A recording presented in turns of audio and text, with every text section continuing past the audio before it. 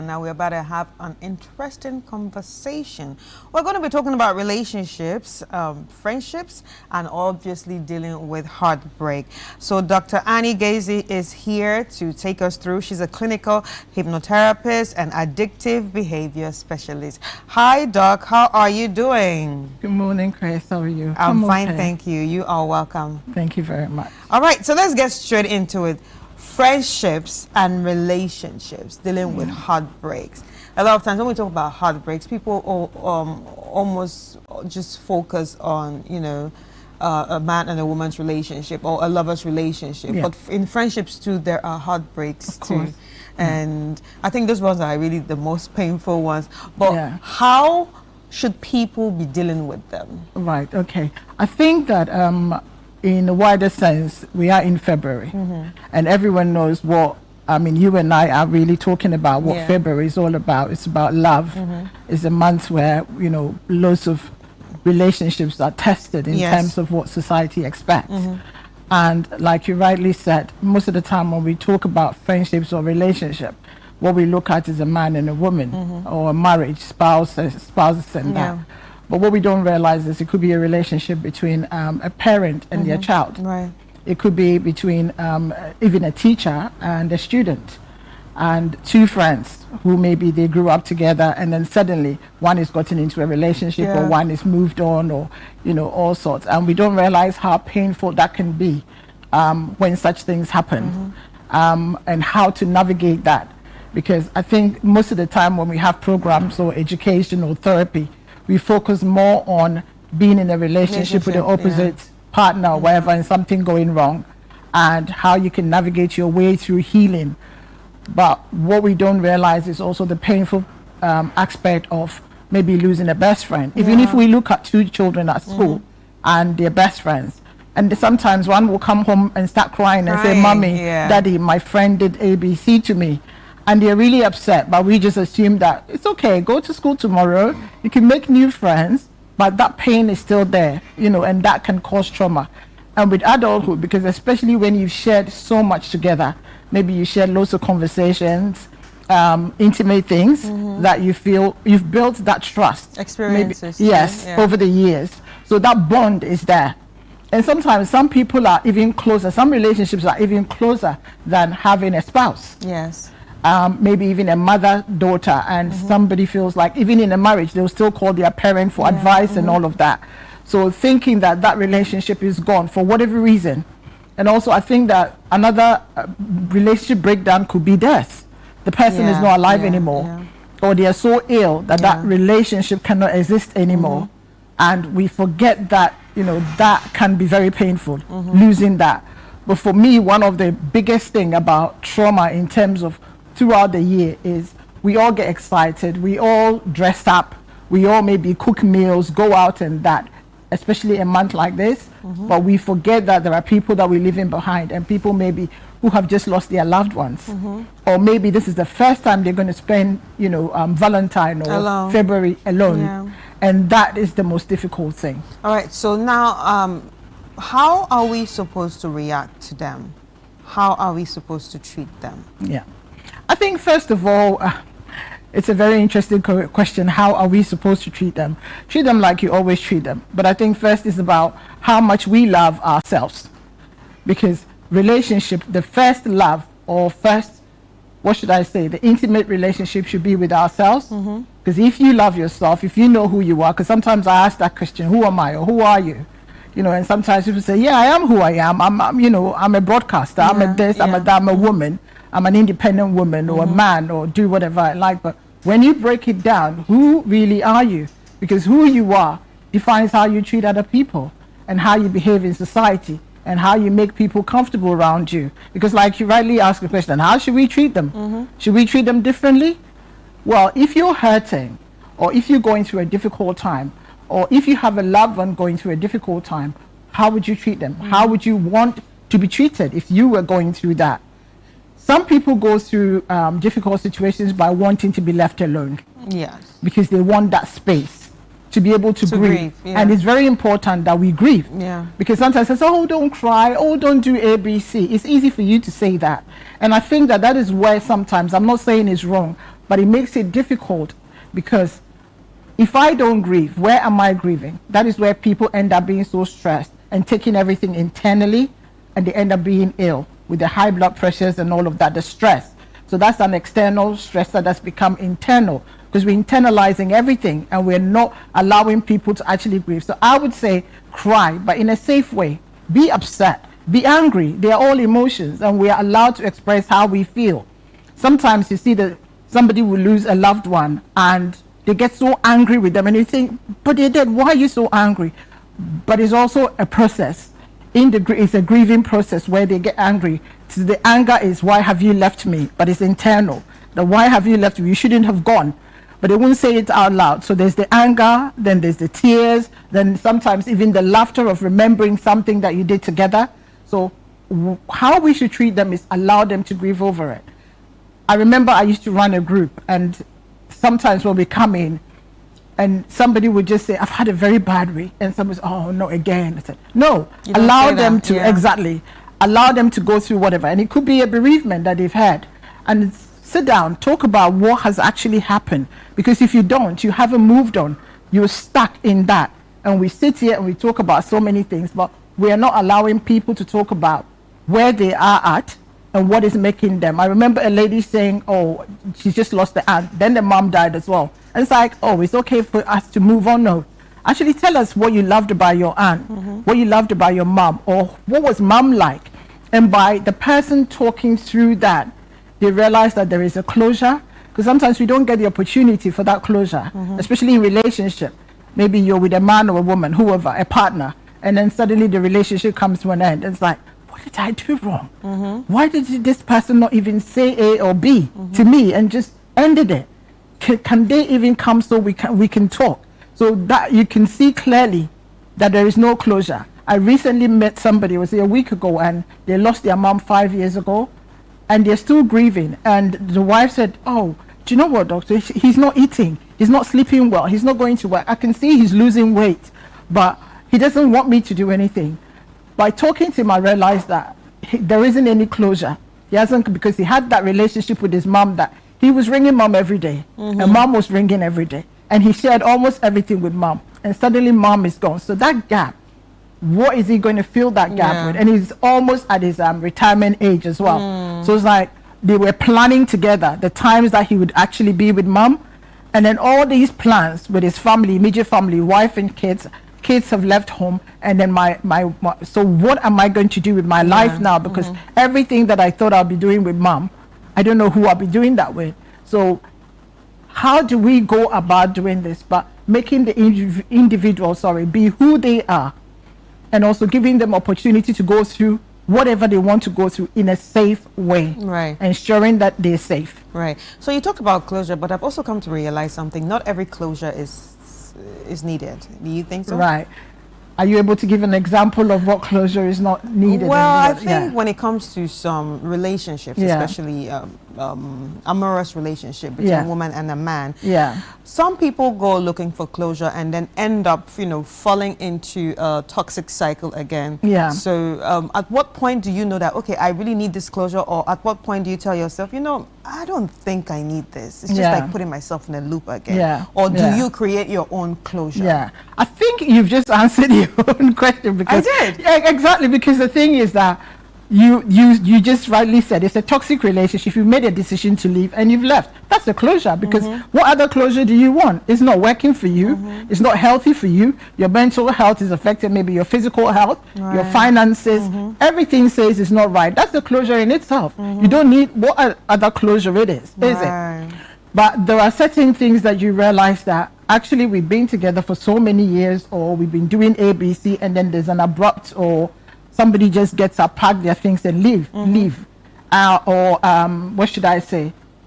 I don't want this anymore. Or, that abruptness of, can you at least tell me what, especially when you are just assuming that everything is going okay.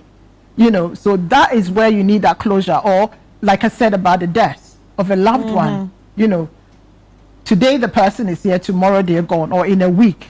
And you think, gosh, I didn't even get time to process it. I wish I'd said this. I wish I'd said I'm sorry. That. Exactly. Seen them more. Yeah, exactly. We said we were going to travel together, and I kept pushing it because I said I was saving money, or let me just do this thing. And gosh, if only mom had waited for me to graduate. Yeah. I've only got 1 month. So you see, that person is carrying that thing that my mom or my parents sacrificed so much. Dad sacrificed so much to get me through. All I wanted to do was just take them to a restaurant and give them a nice meal to say thank you.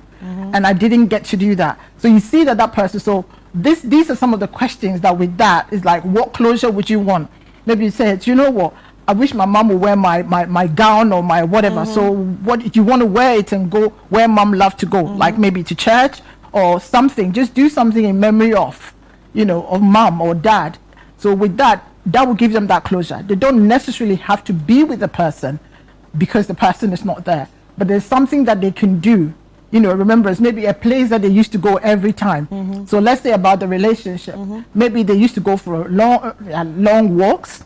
They used to go to a spa, a hotel, or something, a place or a drink, something that they share together that you feel, by doing this, I can just say goodbye to them. And then my brain can process, because if that doesn't happen, sometimes mentally you struggle, because what we don't realize is that our neurotransmitters, the brain chemicals, are very powerful. Yeah. And whatever we do, we feed them, and it rewards us or changes our mood for positive or negative. So when we have processed that this relationship is good for me, it's rewarding me, it's rewarding the brain, it's rewarding the chemical called dopamine, you feel good about it, then suddenly that is gone. So that has created that gap, that negativity.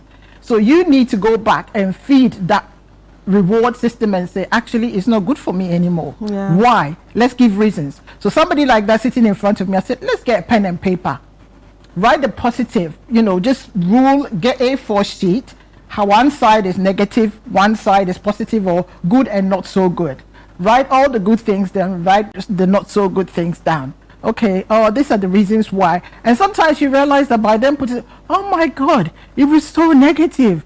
What was the point? It was only one thing. It's like, he's just handsome physically, that's all, or attractive. Or maybe the bedroom department is good, everything else is negative. But or every maybe other thing is negative. is his bank account, why or am her I bank there? account. Yeah. Why am I there? But they haven't thought about that, because society says I have to be in a relationship. Society says I have to be married. Society says I have to have kids. Yeah, society says I have to enjoy Valentine's Day with a man. With a man. How about loving yourself? Yeah. See, here we can just put a blanket here and have a good Valentine. Put chocolate, put food, whatever. Have a good time. Play music, dance, and everything. Have a wonderful time.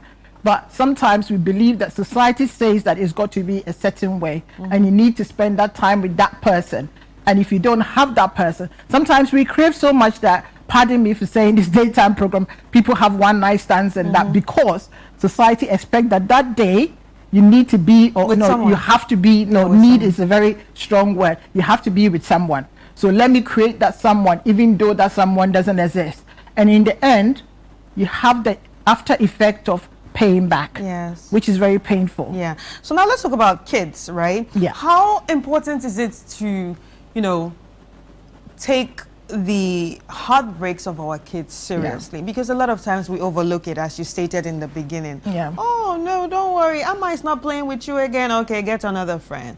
Yeah. So how important is it for us to also, listen to them, give them that listening ear, and also try to see ways we can help them? Yeah. I like the way you use the word listen. Listening is a very, very powerful communication tool. Most of the time we don't. I think even in our part of the world, and you see parents maybe having fun, doing their own thing. A child is trying to talk and says, do you know what? I'm so busy. I've just come back from work. Can we talk later? Can we, but in a day, I know we go to work and we have loads going on, and you've got home stuff and you've got all extended family stuff. But if we can just create 1 hour, even if it's 30 minutes, and say, this is for me and my kids, and nobody will take that. Somebody is walking their kids to school and they've got their phone, and they're on the phone throughout, so they wouldn't even say proper goodbye or say whatever. They don't even know their kids' friends. Who is your friend? What did you do in school today? Share your life with them. And when I say that, age appropriately, you understand? Do you know what? Actually, work was good today. I was very tired. How about you? How was school? Who did you play with today?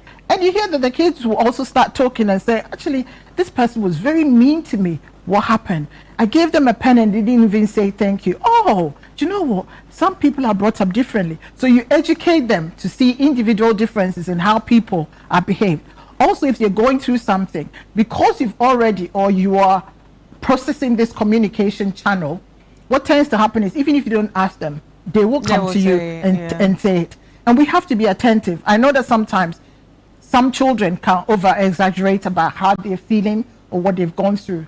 But listening would help you understand and know the pattern of your child or your children. You will know that, oh my God, when Joe starts talking, I know where this is going. But when I must say something, she is serious. That means because Amma is the kind of person who's a happy-go-lucky. So if she's actually telling me that Jane did this to her, then she is serious about it. So as parents, it's very important, because sometimes parents tend to leave all the work for the school. And for teachers, like, oh, did your teacher not do this? Did your teacher not say this? The school and the home need to work together. And if you are a religious person as well, we all need to work together. So it's not about the church or the mosque or whatever. We all work together. So don't wait till the child goes to school before things are done. Or don't wait till the child goes home. We all work together. But as parents, you should know your child more and spend more time with our children. It's very important, because lots of broken adults start from broken childhood. That's what we talk about, the ACEs. You know, at that age, if they go through that painful trauma and nothing is being done about it, they're going to grow with it. Either they become bullies, or they are bullied all the time, or they're abused. And they become the ones that we call narcissistic. Exactly. Or the opposite of being the victim of always being abused by somebody, because they don't even know who they are. That's why I first said, who are you as a person? Because some people live all their lives not knowing even who they are, because they live through other people. From one relationship, oh my God, my boyfriend just left my girlfriend, I need to have another one. So they become needy. Very needy, very needy. They want somebody in their life all the time. So that independence is gone. Oh, so it's like people that have that never have a break in their life. They always have a boyfriend. Exactly. Okay, after this girl, there's a new girl. There's a new girl, because I need to just breathe. Exactly. Just give breathe. yourself, after that one has ended, give yourself a break. Breathe. And get to know who you are as a person and what you want. Because maybe what you want is not actually the man or the woman. What you want is to breathe and say, actually, do you know what? I want that car for me. I want that home for me. I want that career for me. I want promotion. I want to be somebody. I want to be me. And when you have all of that, because I tell people all the time that, and they're scared, oh, what if I don't meet anybody and I'm whatever age? I said, whatever age you are, the attraction is still there. And then if it's that man or that woman, they will meet you and that attraction will still be there, because they would wonder, what is it about this person? There's something that is different from other women, or there's something that they're different from other men. So that thing is still there. So don't go running after people because of age, or back to our favorite word, because society says so. Because that society would always be there, but when you go to bed and you hit that pillow will be talking to you. You're the one having the sleepless nights, because you didn't give yourself time to breathe. All right, now talking about breathing, how important is therapy? Oh, therapy is I love therapy. No, because we live, I don't want to say the society again, but we live in a country, community. Or a community where therapy is seen as a white people's thing, as a rich people's thing, as, oh my God, this is not for black people, it's for white people. So how important is therapy? You are a black woman and you are a therapist, right? So how important is it, and how has it changed the life of people that you've worked with over time? Do you know what? Therapy is so important. I wish everyone has got a therapist at work, in school, our institutions, everywhere, because it gives you that space, that safe space to talk, to offload. Because as we're talking about kids, you can go to your friend or so-called best friend, tell them something, the next day everybody knows in class. Go to a therapist. That is your space where you can even talk about your mom and dad, and they won't come and tell your mom and dad. The only time the information will be disclosed is if you are at risk of harming yourself or harming somebody else. That's where we breach confidentiality. But that space, this person is not my best friend. My therapist, somebody I pay to go to. So that is a safe space for me to offload. And they've been trained, because before you become a therapist, you go through therapy yourself. And I remember, you know, my first degree studying psychology, and that was my first time of actually having therapy, because you have to have it. And I remember that when I was going in, I said, oh, I don't need this. Typical black woman, I don't need this. Why do we have to do this and that? And the first session, I cried so much I couldn't believe it. I thought I didn't have a problem, you know. But what I'm trying to say is we don't know until we taste it. We don't know until we go that actually in our everyday life, there's something. It could be something at home, something at work. It could be even sitting in your car or a bus or something to work. On the way, en route, something happened that you want to offload. Maybe it could be your health. It could be your relationship with your partner, or even your kids being difficult. So we all need a safe space to be able to offload, to say things, to be able to get guided. Because remember, the therapist has got years of experience in terms of education, as well as hours of seeing people and going through supervision and all of that. So therapy is very, very important. Different types of, I think, you know, being here now, being home now, I talk about hypnotherapy, and then some people, it scares them. They think that it's this alien thing that you're going to get into somebody's brain and change it. Especially, I'm a Christian, my fellow Christian, and I'm thinking, no. As you sit there now, all you do in terms of hypnotherapy is to go into deep relaxation. So you're so relaxed that you go into a trance-like state. And by being in that trance-like state, things that maybe I'll say to you that you won't take or you can't follow through, your subconscious mind will just grab it. Just like I talked about our brain chemicals.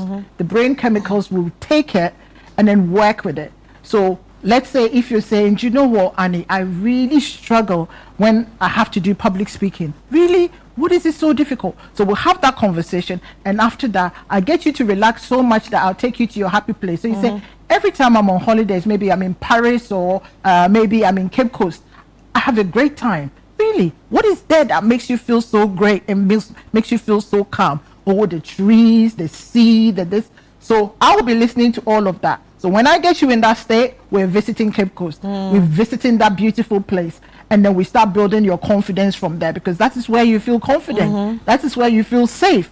So we build that safety net. So when you come out of the trance, you feel like, oh my God, I can do anything. Right. Because that you've worked on yourself through that. I didn't do anything to you. You just visited a place where that is where you're happy with. So every time that you go on the stage and you start panicking, what I work with you to do is visit that place on stage. So you are standing there, but you are in Cape Coast, in your comfort and confident zone. And that's how we work with it. Wow, wow, wow. That's interesting. I really like the fact that we talked about this. And, you know, it has shown us that, you know, we should also pay attention to our kids. Of course. Pay attention to ourselves. Definitely. And also get to know who we are. Because if we don't know who we are, how can you even be with somebody if you don't know who you are? Exactly. So, yeah, so for this month of Valentine, or for this month of love, please try to love yourself first. Find out who you are and do things that are, you know, that are healthy for you, that make you happy, and not what society is imposing on you at the end of the day. So Dr. Annie Gazy, how can people actually reach out to you in case somebody's watching right now and say, oh, you know what, I think I need therapy, and let's do it the hypnotherapy way?